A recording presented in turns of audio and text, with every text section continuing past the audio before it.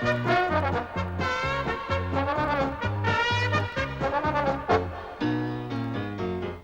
are Geelong, the greatest team of all. We are Geelong, we're always on the ball. We play the game as it should be played, at home or far away. Our banners fly high from dawn to dark, down at Gardenia Park.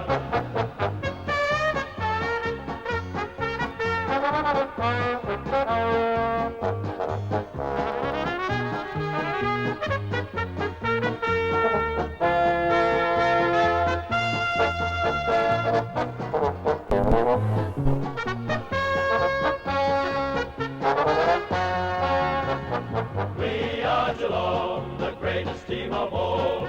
We are Geelong, we're always on the ball. We play the game as it should be played, at home or far away. Our banners fly high from dawn to dark, down at Gardenia Park. I'm over here from Adelaide and I've always enjoyed watching Geelong, and it's good to see them going so well again.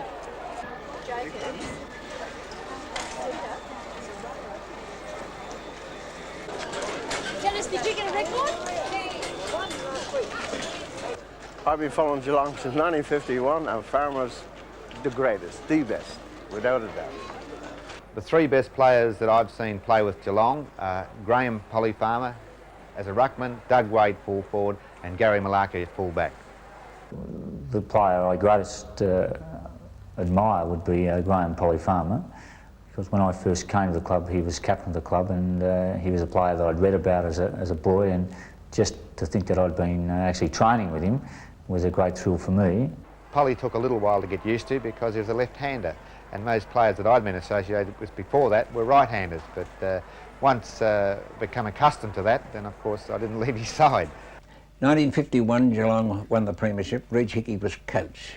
1952 Reg Hickey again, and they were great premierships, great games. A great team they were in those days. Fred Flanagan, Bernie Smith, Russell Renfrey, terrific players and a terrific game. We'd had quite a great deal of wet weather and the oval was in terrible condition. This night I came down and said to Hick, you know, we won't be training, will we? It's too wet to train. He said, everybody out. And I said, I'm not going out. He said, you be out in 5 minutes, there will be trouble or something. And so I got a pair of hip waders and a plastic raincoat and an umbrella, and galloped out onto the field. And Hick wasn't terribly impressed with it, but I managed to get around the oval all right and had a few kicks in the gumboots. The best coach I've had was easily Billy Goggin. We had our most success under him in 1980. His first year here, we made it to the top of the ladder at the end of the home and away season, and we went on and played in the preliminary final, which we were unlucky to lose to Collingwood by 4 points. And the following year, we also played in the preliminary final, again being beaten by Collingwood by 4 points. Well, here at Geelong, of course, we're very proud of the fact that the game had its origins with a Geelong person here in Geelong. And we think it's one of the great heritages of this community, Australian rules football. It was created by a chap called Tom Wills.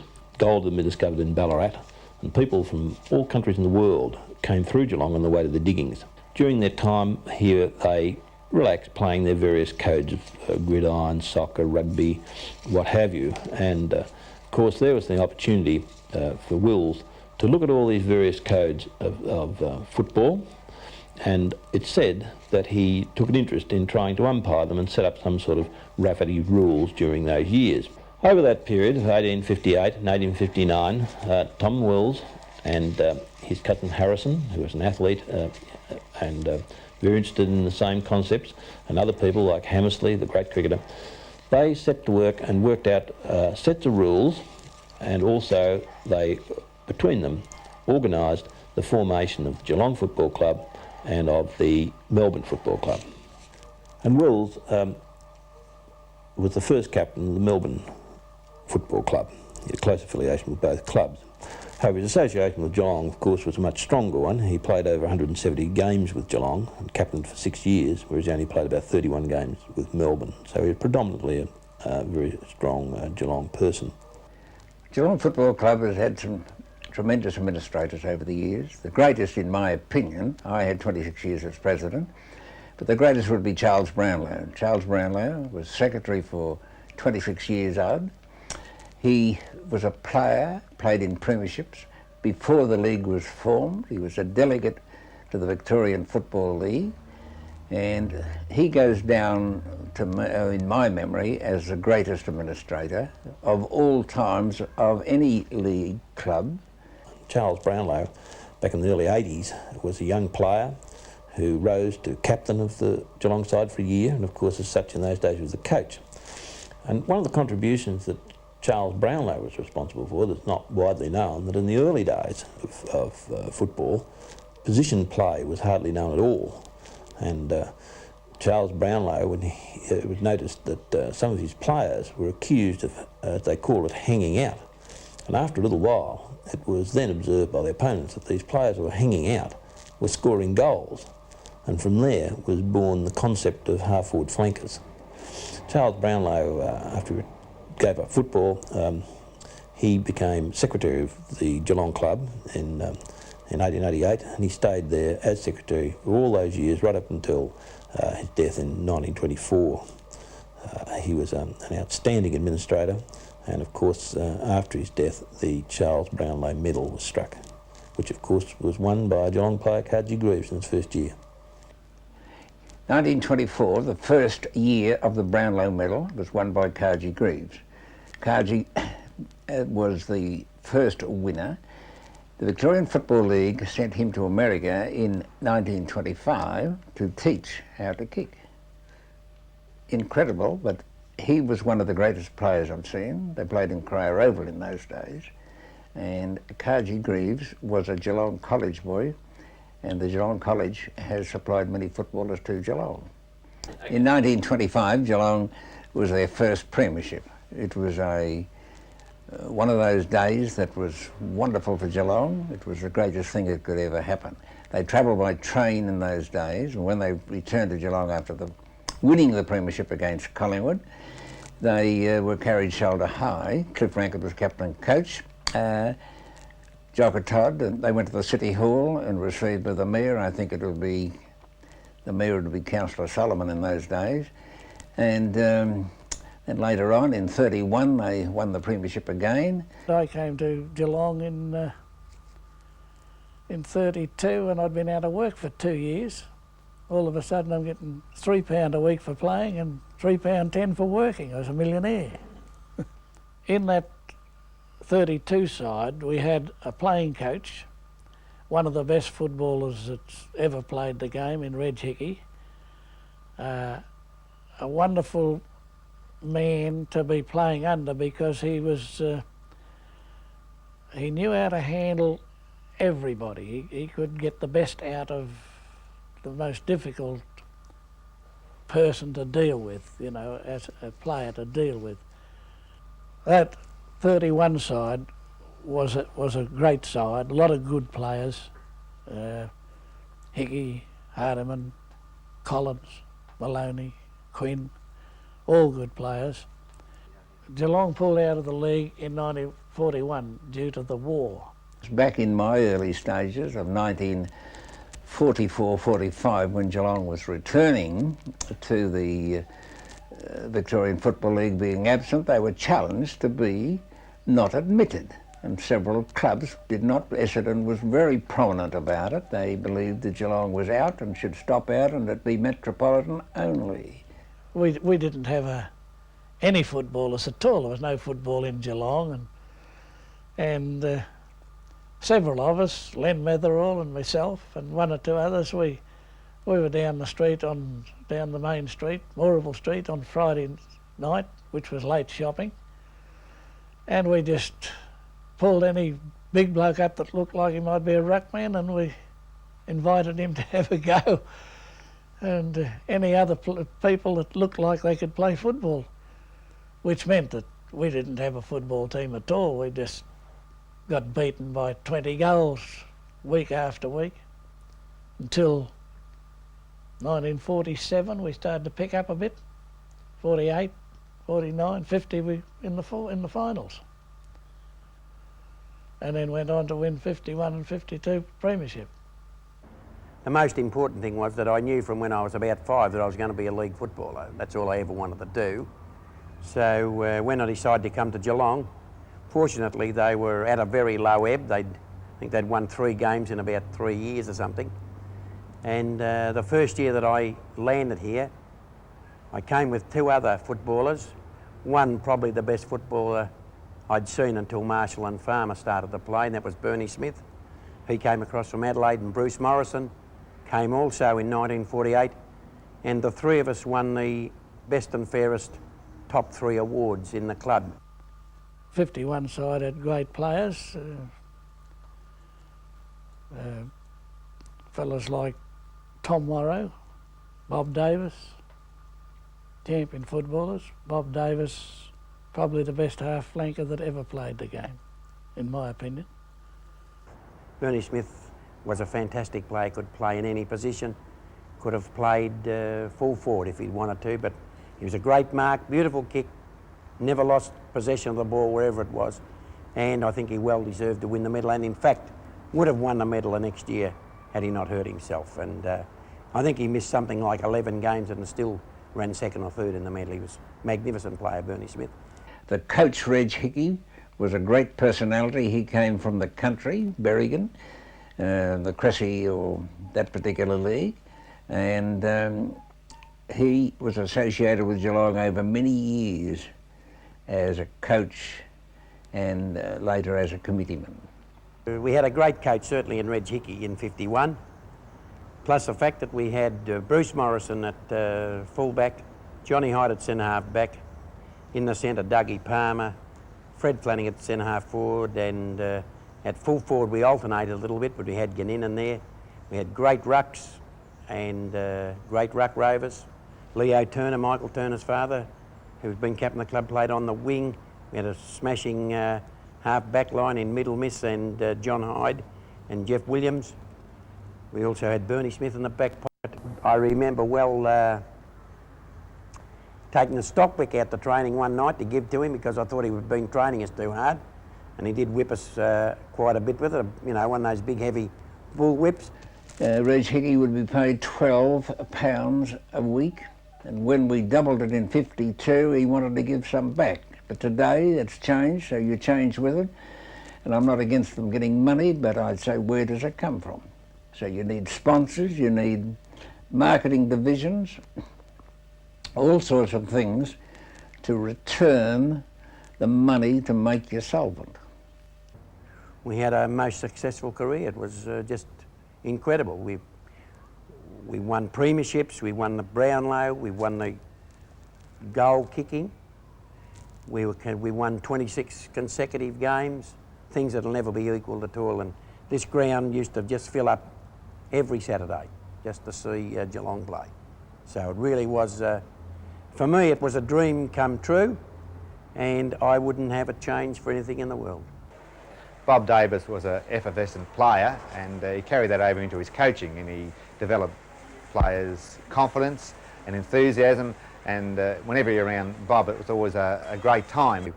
I was a great stalwart of Reg Hickey's, and he believed that you just put the best players in the best position, got them fit, kept them happy and put them out in the field. And that's exactly what happened. I must admit that we had a great many great players. We found fellas like West, Peter Walker, the twins, John Devine, the present coach, Freddie Wooler, the captain, Billy Goggin and Graham Farmer, and of course Douglas Wade at full forward. We really didn't have many weak spots anywhere on the field. In fact, I would say that we nearly all our team were champion players, and we hunted over Victoria, we hunted through Australia for a good team, and that's exactly what we did, and that's exactly what Hickey did in the 50s, and it worked equally as well. We didn't have any problems. Bob Davis, the coach, was one of the ones that sort of was a little bit ahead of his time in the fact that his fitness program was quite unique. We trained that year pre-season down on the sand dunes, which is something that other teams hadn't done previously, and we had a big grounding, and I think that carried us through in 1963 because in the last quarter we were running on quite well, and we overwhelmed Hawthorn quite easily, and I believe that fitness was part of the reason why we're such a good team. Goggin kicking the ball forward. A chance here for Brown. Brown is brought to the ground. Picked up now by Hines. Here's a show as Hines gets his boot to the ball. Sent along, kick in towards goal. Another goal to Geelong. And Bob Davis is jubilant. The second goal by Hines. The messenger's gone out to speak to Nalder as Stuart Lord takes the mark and holds up that attack and finds Routley on the wing. Routley's got it on the centre wing for Geelong. He's on top of your end since half-time. Kick up towards the half-forward line looking for Sharrock, and he's found him. The boy from Cooleybuck is on the half-forward flank. He drives up towards the centre half-forward position. He's looking for Wade and Wooler, and there's a chance now for Hines. He picks it up. Slam. That's Hines' third goal. There was a lot of support for the thought that Hawthorn would make it a go for most of the way, but might crumple because of their hard final series in the final quarter. That seems to have worked out. Farmer to Goggin. Goggin was going to give it to Alistair Lord, then decided to pass it upfield. That must be Sharrock. Sharrock gives it back to Goggin. Here's some beautiful football. A lovely hand pass across to Yates. Yates' shot passes into the goal square. Wooler will play on. A goal to the catch, and the best piece of footy of the day. It'd be interesting to see whether or not any of the players of yesterday succeed in today's games. Obviously, I suppose with enough training, I guess they probably would. I think there's been a lot of changes in the actual style of play. The handball has just, I think, revolutionised football. It's just made it increase the speed of it, and the disposal of the ball is just so much quicker now than the old kick and mark and I suppose what you call set play. But handball's really made a big change to football. Fortunately, in the 60s, we brought a set of twins down from Port Campbell, the Lord twins, Alistair and Stuart, and I'm quite sure that Alistair won the medal on his own. There was no collusion between the two, and one wore number 4 and one wore number 6. And Alistair played in the centre. The only stories I used to give him was to go out and be the best player on the ground, and he accepted that, and he thought he would every week, and he couldn't understand if he didn't get 30 kicks, and he got them most weeks. And he won the medal by a huge amount in 62. You can see now out in the centre out there, just taking the ball and drop kicking it down to Doug Wade. And Bernie Smith used to get down into that corner, just down there, just in front of where we're filming now, and just screw himself out of positions that no one else could and take the ball up the ground. He really was a fantastic player, both of them. Very, very worthy medalists for the Geelong Football Club, Bernie Smith and Alistair Lord. Cleared by Hawthorn up to the half-back line. Up is Polinelli, almost pulling the mark down. It's picked up by Alistair Lord. A left-foot kick in towards goal. A good kick. It's through. It's a goal. 1 point as it hits the post. Trying to anticipate, and it's banged against the post, and Alistair Lord has kicked 2 goals too. Our captain in 1963 was Fred Wooler, who we were very fortunate to have because he was a leader on the field and also off the ground, and he played at centre forward, which is a very difficult position to play. And Bill Goggin, in my opinion, was one of the greatest rovers that ever played for Geelong. But I think Neil Trezise, had he had the assistance of Polly Farmer, the greatest ruckman I ever seen, I think he would have been the better of the two. Well, I didn't really expect to be a league player in a premiership side. I thought it was just a battling person that sort of came along and was just worked hard at fitness and got in with good players, and also had good help with different people that encouraged me along the way, and that just developed as I went. But I don't think that players these days would have trained any harder than what I possibly did, and also other players like Graham Farmer who trained every day, and such is the case myself. We trained every day.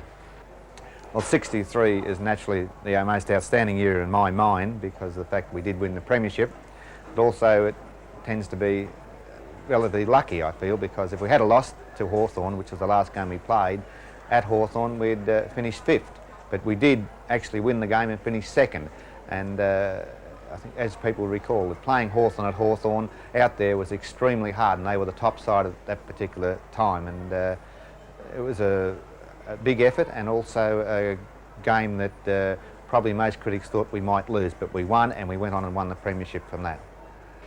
The reaction when we were coming home was quite amazing after winning the premiership, because there was cars stretched right along the roads about from 4 or 5 miles back welcoming us back, and also had a police escort into the town hall, and when we got there were thousands of people, and I don't think any of us really expected that type of thing to happen.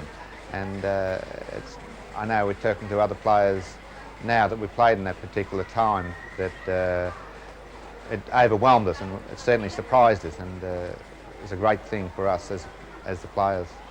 Well, when I was younger, I used to barrack for Geelong virtually all my life, and used to wear a Geelong footy jumper around with number 17 on the back. I used to just about idolise Sam Newman. Not that I'd tell him that. But Sam obviously was a great player for this club, played over 300 games. He was just about known to everybody in Geelong. Every kid, I think, wore his jumper, wore his number on his back nearly. I learned a fair bit off Sam. Sam started coaching us in the ruck work. His style of play I could relate to fairly well, and I tried to, I suppose, emulate various aspects of his game.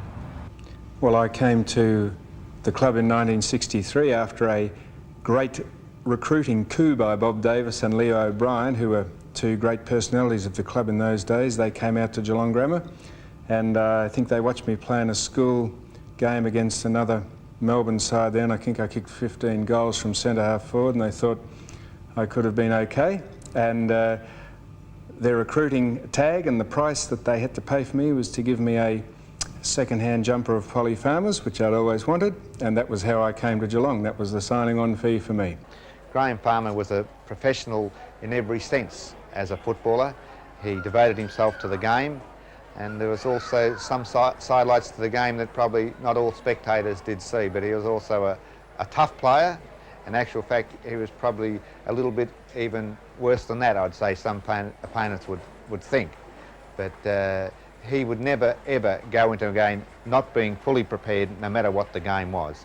And I'd say most opponents would relish the time when the game was finished because of his aggressive nature in wanting to win. In '67, they got into the grand final against Richmond. I, unfortunately for me, had been injured in the first semi-final against Collingwood, and actually watched or listened to the game from my hospital bed. I was pretty seriously injured with a kidney problem, and remember some significant points about the game. Certainly Farmer's last game, and I remember the great man cramped up in the last quarter in what people have said was certainly up until that time, and since, one of the great grand finals played. Geelong takes the field, hopeful of becoming the first team to win the flag from third position since the current system of finals was introduced in 1931. Swift wins the toss from Farmer and decides to kick to the Jollymont station in goal, which is being favoured by a crosswind. Everything is in readiness for what promises to be a great match. Sherrick takes a clean mark, and the half-forward flanker is within goal-kicking range.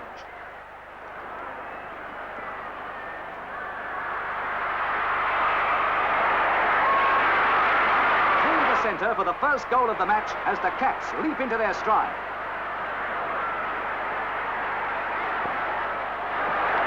Through the speedy Polinelli, Geelong regain possession. Goggin flies out of the pack to brilliantly goal on the run. Geelong are right on top, and it's 21 points to 6. Wade has another chance. He needs 5 goals to become the first forward since the famed John Coleman in 1952 to kick 100 in a season. Geelong, in 7 glorious minutes, turn a 16 points deficit into an 8 points lead. Grabbing the ball in a pack in the outer pocket, Wade kicks her behind as Geelong recapture the lead. These are anxious moments for coach Peter Pianto, who is within reach of his first flag. Geelong stay in the fight. Farmer passing to Closter as they stage a last-ditch attack. Scarlett just fails to mark in front of goal and loses the ball. Ryan grabs it to snap her behind, and the Cats still have a chance, although Pianto and the Geelong officials know it's a slim one. Grabbing the ball in a pack, Goggin has a long shot, but it's well marked right on the line by Swift. And Geelong's last chance is gone, as on Swift's clearing kick, The siren signals the end of a memorable match won by Richmond. 16 goals 18, 114 points to 15 goals 15, 105.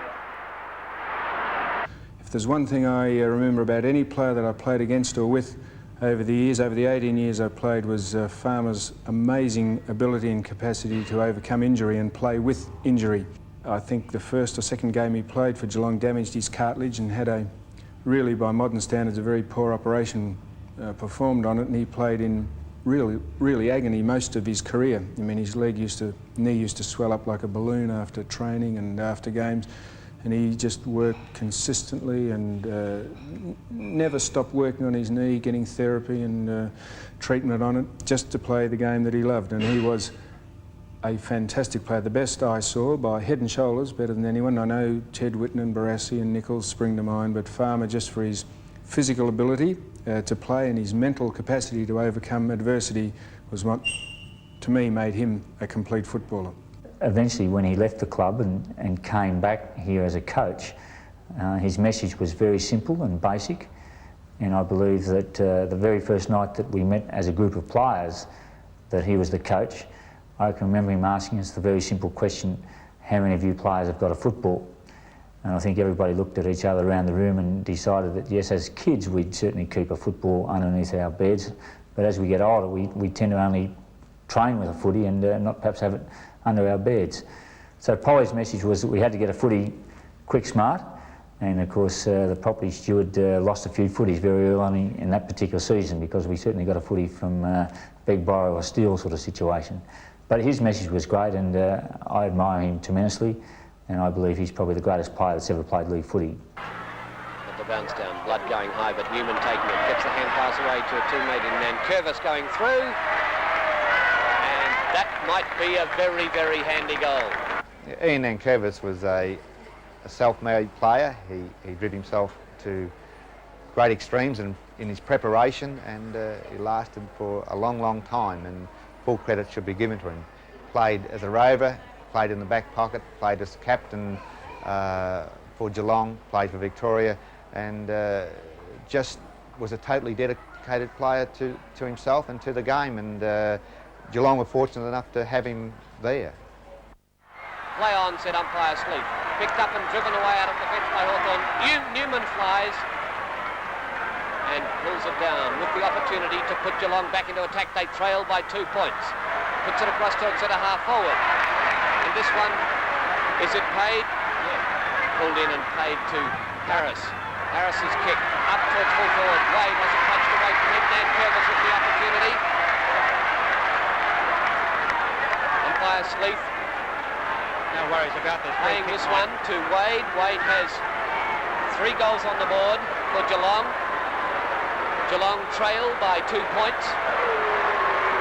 23 minutes gone in the final quarter at Glenferrie Oval. And the Hawthorn fans showing their displeasure at that decision, and a very correct one by umpire Sleep.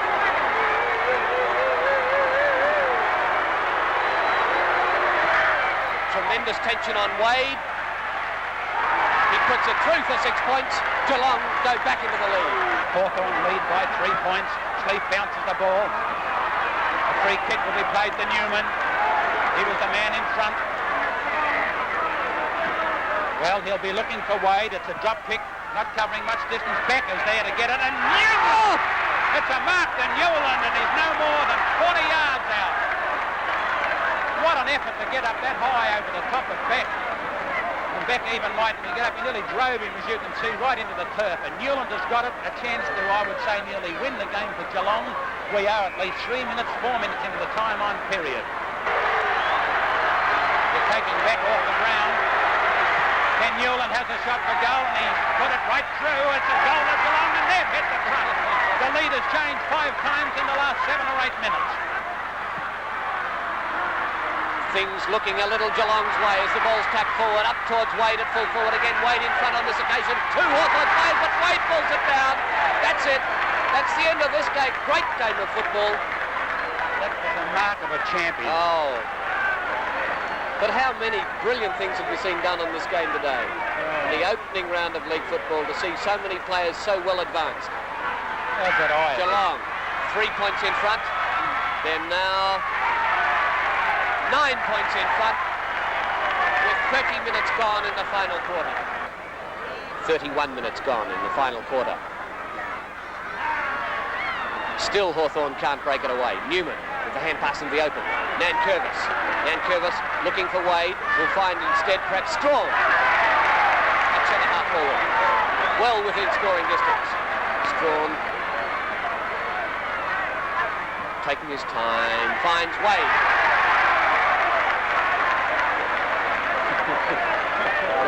Oh, they came at us from all angles. Then Curvis is just near the man in the mark. Well, Wade has already kicked 5 goals. Hudson has kicked 7. And let's see what Wade can do. He's 45 yards out. Oh, the goal and try. That's moved. Wade has come really good in this last quarter. He's kicked 6 goals. I first came to the club in 1974, mainly because I barracked for Geelong all my life, and my father played in the 1951 and 52 premiership sides. And when I first arrived here, my first coach was Graham Polly Farmer, which was very exciting for me because when I was a boy I used to watch him play, and he was one of my idols, I suppose. When I came, there's a lot of good players came to the club at the same time. The club recruited fairly well in the country districts, not so much interstate, but I suppose in the crop that came that year I played 200 games, and Robert Neal also played 200 games. Kevin Sheen played 100 games, and the Brown brothers also did quite well with a number of other players. Gary Malarkey straight away was an outstanding fullback. Wasn't very tall, but extremely strong and very quick. And he was tremendous to play alongside. One of the really great players who perhaps didn't get a lot of recognition was Jumping Jack Hawkins, who played at centre half back, and he was outstanding in the fact that he could take some very, very high marks, and of course it made my job very easy where I could just run past and simply call for a hand pass. So Jack would do all the hard work, and I would perhaps do the easy work. Other players, of course, that really stick in my mind, my own brother Bruce, who was a very versatile player and could play on the half-back line and cut out a player, or could go as a ruck rover and become a very effective player around the ground. Ray Card, who has just recently decided to retire from the club, very, very strong player. And one incident that really does stick out in my mind is the incident where Keith Gregg, a Brownlow medalist, and Ray Card were both going for the ball, and not one of them gave an inch, and Ray, of course, cleaned up Keith Gregg in a very spectacular type incident.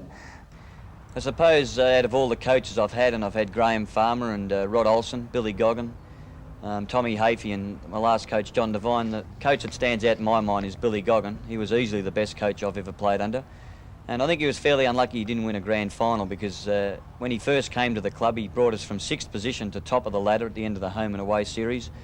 And we played in the preliminary final that year against Collingwood at Waverley, and unfortunately we lost by 4 points, and we were fairly unlucky to do so. And the following year we also made the preliminary final and got beaten by Collingwood again by 4 points. So it was disappointing, although we were having success, and as I look back, that's probably one of the big disappointments in my career, that we didn't actually play in a grand final. And I think Billy Goggin, looking back, would say the same thing, because I think he would have said that we should have won a premiership in those 2 years. We had a side good enough to do it. With our coaching staff, we've probably got a very youth-orientated match committee. John Devine, I know, pushes a lot for the younger guys. He perhaps breathes them through, gives them a chance, and hopefully when they grab that chance, which you don't get too many, of course, hopefully they're going to do something with it and I suppose appreciate it and be motivated enough to keep going with that. He's given a lot of the younger guys a chance, particularly this year, which a few of them have really kicked on. We're looking at them for the future, obviously. I suppose one of the ways in which you measure how successful people have been is whether they can get you into finals. And I believe Billy Goggin would have to rate extremely highly, in my mind, as being quite a successful coach. And I remember the very first night that he got up and spoke.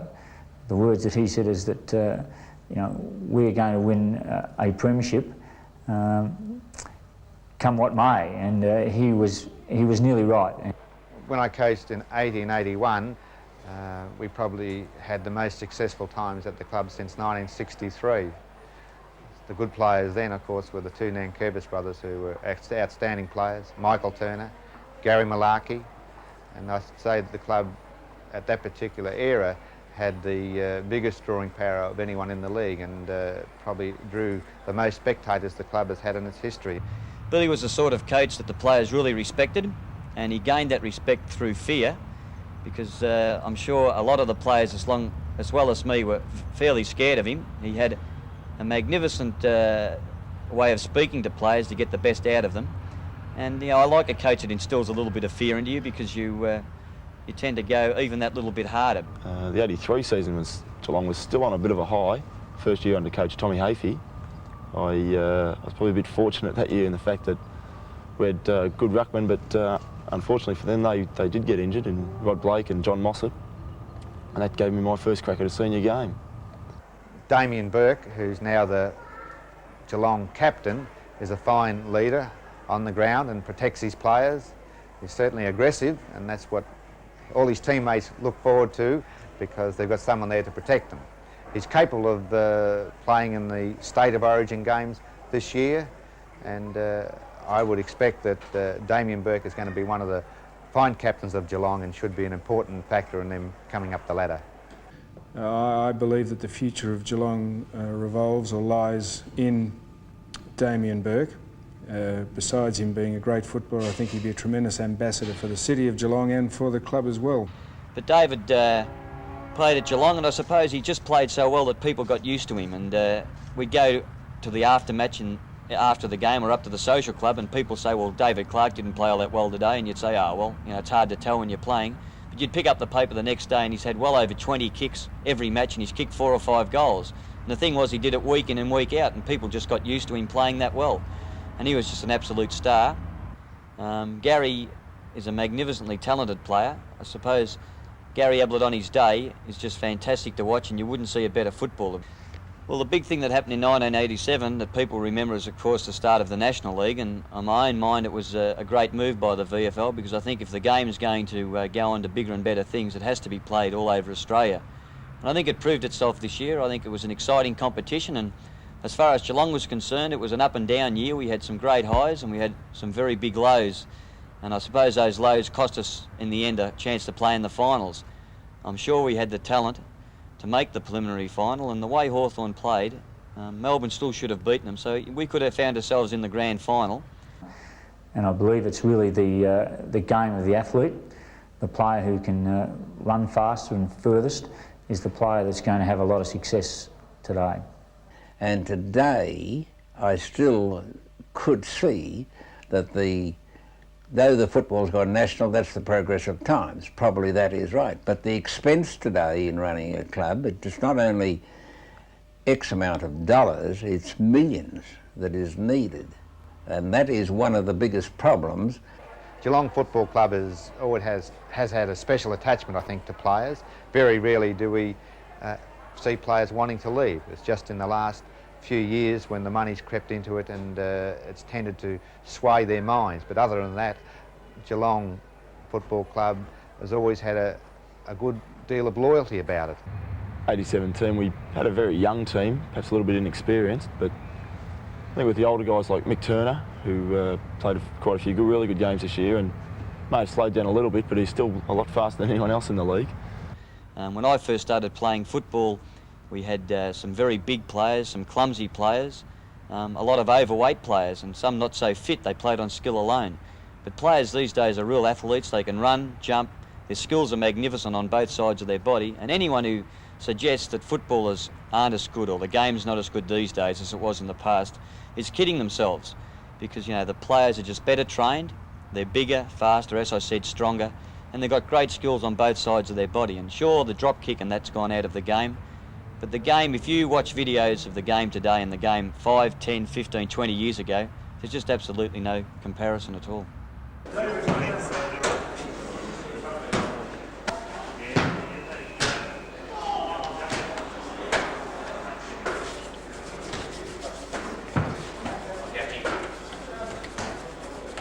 Yeah, Michael Cole, I think he's quite cute. And he's a nice guy. We got a photo with him once, and I wouldn't mind getting another one. If you're out there, Michael, you know, just send us a photo down and keep playing a good game. But if you were to take the great names of this Geelong Football Club, like the Rankins and the Metheralls and the Hickeys and the Hardiman brothers and the Quinns. Then you get into the 50s and the Flanagans and the Renfreys and the Bernie Smiths. Then you get into the 60s and you have the Doug Wades and the Graham Farmer and Marshall and Roy West and fellows like that.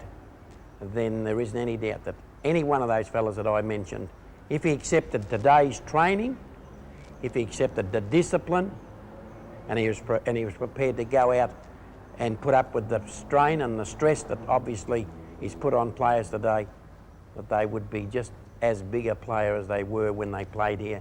In fact, they'd be better, and they'd be better champions than they even were.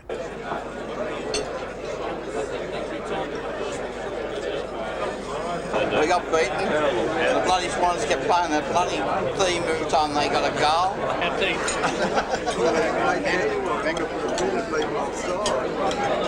The Geelong Football Club was created here in the Geelong area only 25 years after John Batman first arrived at Indent Head near Port Arlington. And throughout all the years that follow, the Geelong community, the Geelong Football Club, their history has been intertwined, their progress intertwined. They've been part and parcel of each other and helped each other in their developments. I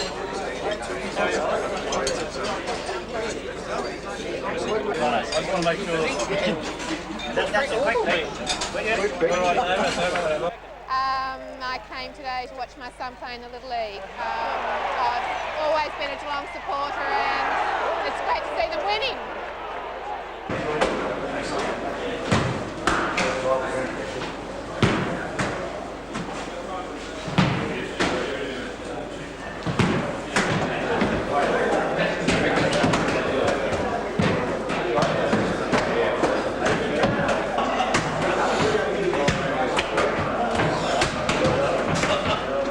I think of Geelong at the moment is they're winning because they're playing as a team.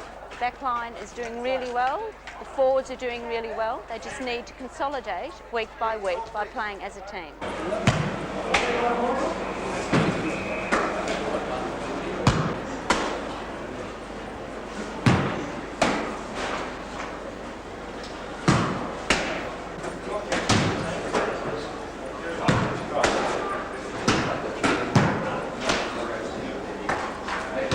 We won some pretty tough games this year. We played some really good games. So obviously the skill quality's there. It's just a matter of now handling the pressure, applying a little bit more experience. And with that, we'll go on and we'll win a lot more games next year. And I'm certain we'll be looking at the finals without a doubt. Come on, the Cats.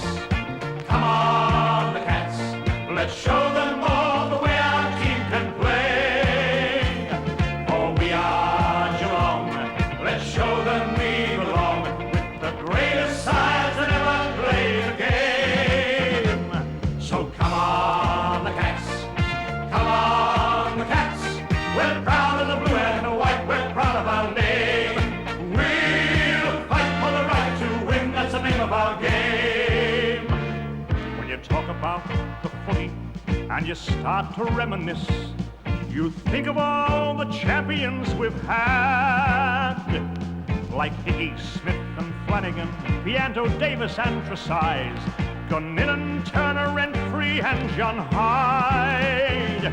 Then later there was Polly, Wade, Lord and Goggin too, the champions that made you swell with pride.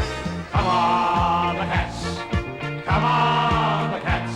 Let's show them all the way our team can play. For we are Geelong.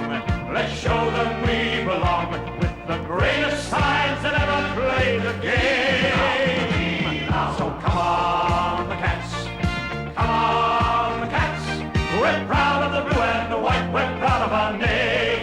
We'll fight for the right to win. That's the name of our game. Come on, the Cats.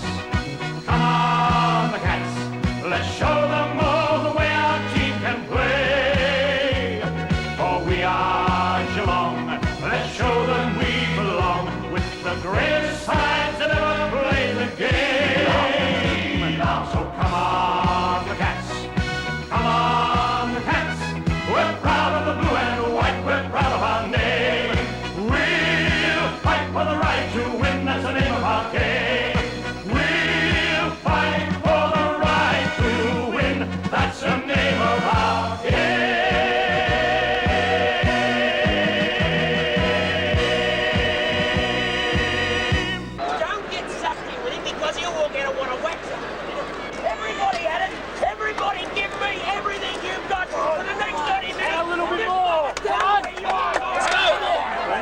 Come on, you